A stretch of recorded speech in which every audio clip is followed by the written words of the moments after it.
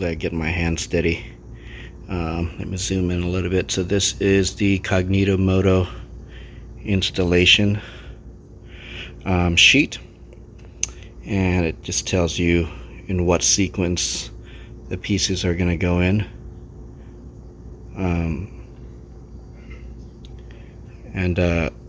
Here's what I have. So we have the all balls bearings, and there's some spacers in there. Part number looks like it says 993541-5. And then there's 993512-5. I opened up both of the bearing kits right here, and just as a side by side. So if I take the 993541-5 and overlap it with the other bearing, I can feel that it's slightly smaller than the other bearing. The other bearing, I don't know if you can see the lip, but it kind of, you see right here, it's bigger. So there is a top and bottom bearing, so just make sure you don't mix those up. So if you really wanted to know, you could take the race, just this piece of it right here, and then go fit it in the bike and see which side it fits better. You know, there's going to be a bigger side and smaller side, or you can take a micrometer and actually measure the diameter of the inner race and see which one's larger, and then you can actually know for sure. But you can tell by feel, really. You could totally feel that one's bigger than the other. Yep, bigger is better. Not just playing. Bigger balls, all balls racing. Alright guys, so like I was saying, I just opened up the all balls bearings kit here. So it comes with a seal, and they Cognito Moto put a couple of washers here for spacing purposes. And then here's the actual bearing itself. So if you notice, it's a roller style bearing, and the inner, I guess the inner race part of it, it just kind of holds. It's like a barrel. I don't know what they call it, but anyways, it's a cage. This is a cage, and then there's rollers inside. Anyways, it rolls around this part right here, and this is the outer race. I don't know if I can capture it on film or not, but it is kind of tapered. As you can see,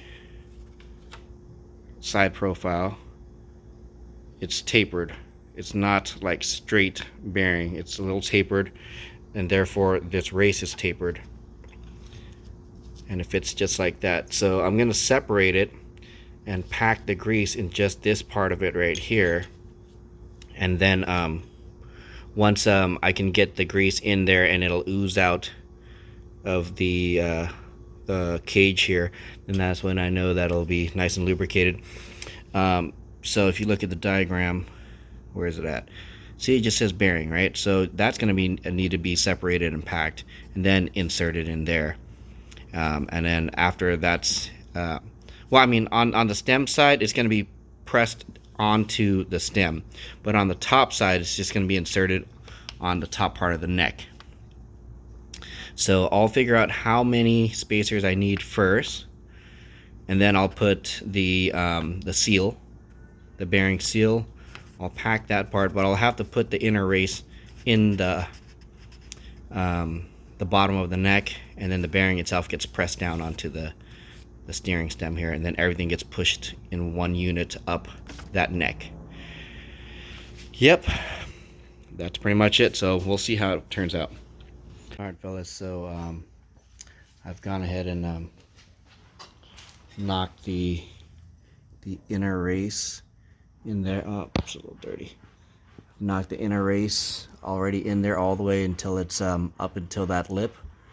And if you look here, I decided to go with two bearings. One is a smaller diameter bearing, if you can see it, one's bigger. Bigger one, I have it up against the face of the lower clamp. I mean lower triple, and then the smaller one, it fits better with the seal. And then I packed the bearing with the grease and got the bearing on the stem there. And pretty much, so what you're gonna do, I don't know if you guys can see all that. You just put it in like that, and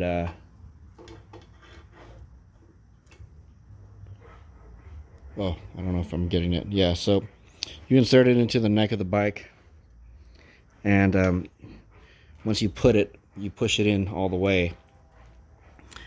You'll see that I have approximately, I'd say like maybe 1/4 of an inch of space in between, so that's not too bad. It's hardly even visible really. You look at it from a lot of angles, a little bit. And then up top I got the race already put in. See, the race is already put in, and I packed this bearing already with grease, and I got the seal on there like that. From here, the diagram says to go ahead and put the little spanner locking,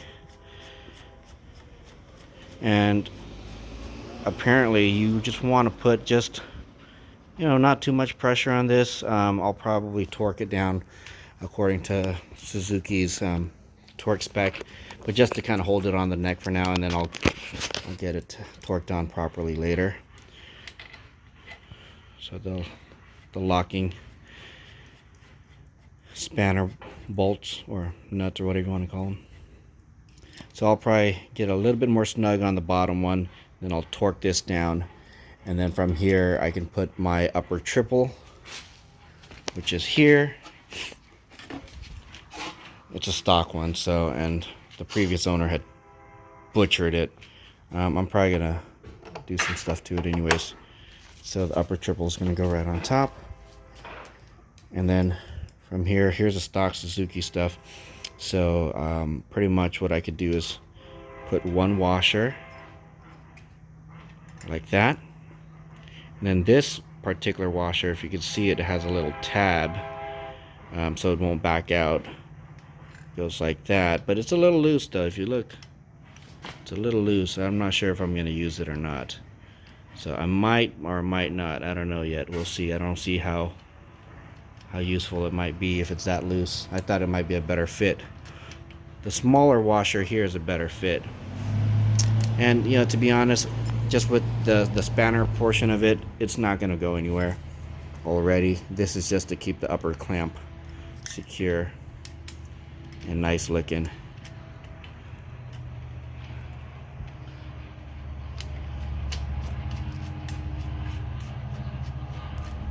So just loosely fit.